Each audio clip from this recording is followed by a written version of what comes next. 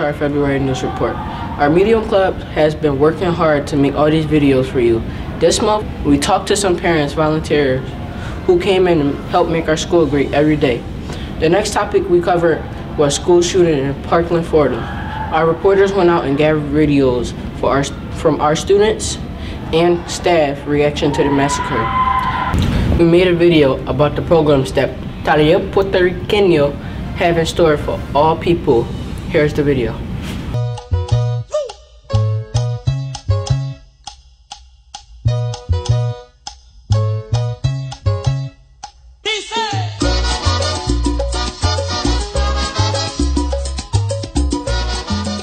Hi, my name is Isabel. My name is Carlos Pardo. We would like to ask you a few questions today about El Taller Puertorriqueño. El Taller Puertorriqueño is a cultural non-profit institution. We have an after-school program, we have a gallery, a store, and a theater that is for rent. So we have a lot of events. Why did you decide to make the building here in this location? Because this is where the building was before, and this neighborhood has always been home for Taller Puertorriqueño.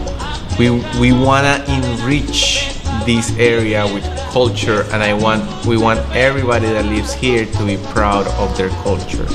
So it's very important for us to be here where a lot of the community is Spanish. And Taller's been around for a really long time. We just celebrated our 43rd birthday. This is where we started out. This little shop right here. See, Taller Puertorriqueño. And we started out as a graphic arts workshop. So we taught young people like you how to make prints and sell them. Who found the Taller Puertorriqueño? So it was a group of members that were part of Aspira, and they were in the basement, but they wanted to teach the community more. So they couldn't do that in Aspira.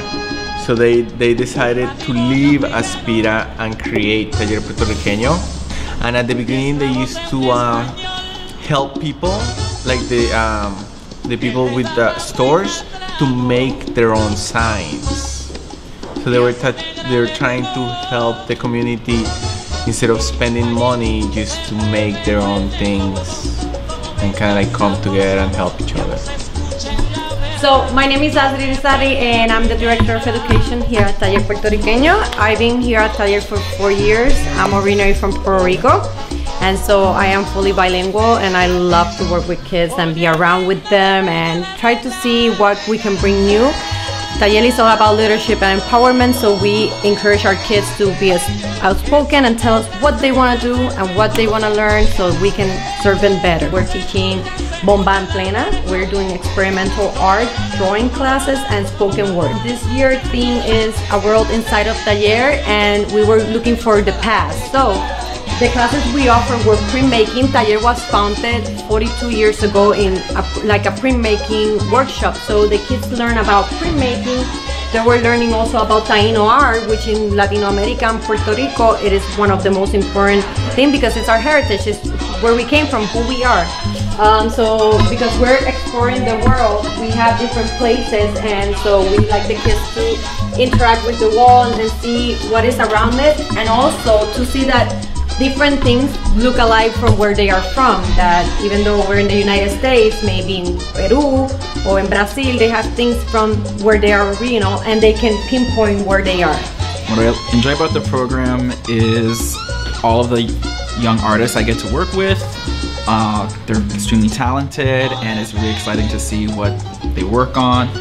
I also really love working in this space. There's lots of light and lots of materials, so it's really fun to be able to have an idea and just, execute it. I consider myself a figurative painter, but I definitely work in what I call characterization. So I do draw the human form, but it's not realistic. Sometimes it looks kind of anime-like, or sometimes I make something that looks like a comic book. Sometimes it does look a little bit more realistic, but I play with it a lot. And I have some examples. I'm inspired by learning because then I get to, everything that I make as far as art is concerned comes from research or things that I'm interested in. So I feel like, you know how some people they research something and then they write a book about it or they write an essay, I make art.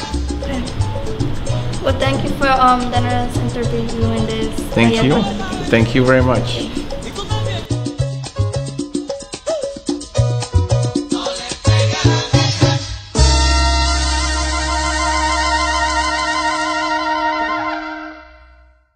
On February 14th, 2018, a 19-year-old white man walked into the Marjorie Stoneman Douglas High School in Parkland, Florida, with a AR-15 semi-automatic rifle. That day, he killed 17 innocent people, including students and staff members of the school. After this happened, there has been huge reactions from people across the country.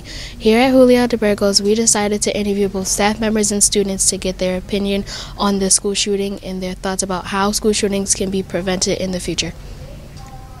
I feel that it's unfortunate that our children in America are exposed to violence at such an extreme level, and I think that that type of violence in the school does something psychologically to the children who come to school every day. I feel like the reason that it happened was because that kid got bullied and he just didn't feel like those children should live anymore, so I feel like people just should stop bullying those certain people. Parents send their kids to school and they expect their kids to be safe, you know, and for the school, the teachers and staff to take care of them. And so anytime that happens, you know, my heart goes out to the parents. I think assault rifles need to be harder to access, if not accessible at all. It's more difficult for someone to get a pistol than it is an assault rifle, especially for that kid who was not legally allowed to purchase a pistol and that he was on the FBI watch list, so there's no reason that he should have been able to get a gun. The first thing that I thought about when I heard the news was that it happened again. I think each time it comes on the news, it's just scary because you don't know if the next one can be nearer to where you live. In Vermont, I just searched it up yesterday. In Vermont, when you're 16, at the age of 16, you could carry a handgun without parents' permission. Like, why would they let kids do this?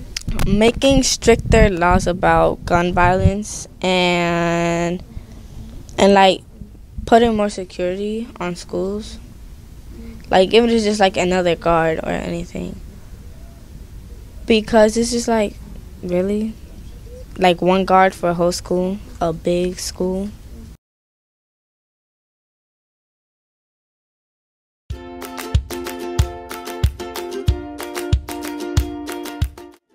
I help out with the second grade. I actually help the teacher with their homework packets. I help them out with like the harder math problems, kids who have difficulty writing them out or even understanding them. I'll just like sit by them and help them out. I volunteer for first grade. Basically my kids started with this. I started volunteering when my eldest was in preschool, so I started volunteer there, and then we moved over here and continue to work here. I try to be more kind of like a friend instead of being kind of like the teacher, because some kids don't have that thing with the teachers, like, oh, I feel comfortable going to you, or, you know, telling you as a teacher what is wrong with me or something like that. But maybe if they see you as a friend, they will come and tell you. So I try to be more friends with them, but, you know, kind of like directed them like to the right path, I guess. I love to read, and I want everybody to love to read. So that was like my main thing at the beginning. And, you know, like that's how it all started. Hi, my name is Erica Olmo. I see the progress in the students since I started working here. I see how some of them didn't know their words, and in the 5 months that I've been here, I've seen their progress in the words and their spellings. I feel like if it's one of my childs or one of my kids, because like one of the girls, she hardly knows English, and when she did her spelling test, she got 100. So I think I was more excited than her for some reason. I was like, yeah, she got 100. I see a lot of these kids that came from Puerto Rico, and I see where they are right now, and I'd be like, oh, I've been there. I understand what they're going through by trying to learn a new language, because the only thing I knew when I came here was whatever, okay, and that's it. So every single time you told me something, I was like, whatever, okay. So I didn't know how to like express myself to other people. Like one of the students, he was doing his math work, but he didn't understand like what was the teacher telling him. So she was like 15 plus, I think it was like 20 or something. So I had to tell him in Spanish, 15 más 20, like to add it. So I told him, and he got the answer right. So it was easier for him to hear it in Spanish than in English. I'll be friendly with them. I'll be more like a friend and like a side mom thing, because I'll be telling them like, you need to do your work, you need to pay attention to the teacher, but make sure you do, you know. And every single time I come into the classroom, they be like, oh, Miss Erica's here. So they be excited to see me. I guess I encourage them to do their work instead of being too strict with them like the teacher most of the time is. But I try helping them like do everything correctly, but also listen to the teacher.